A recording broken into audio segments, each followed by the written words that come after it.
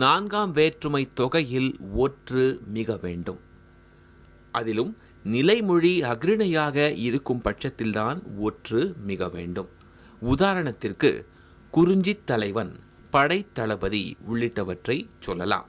இந்த 2 உதாரணங்களிலும் கு என்கிற நான்காம் வேற்றுமை உருபு மறைந்து வந்திருப்பதை பார்க்கலாம்.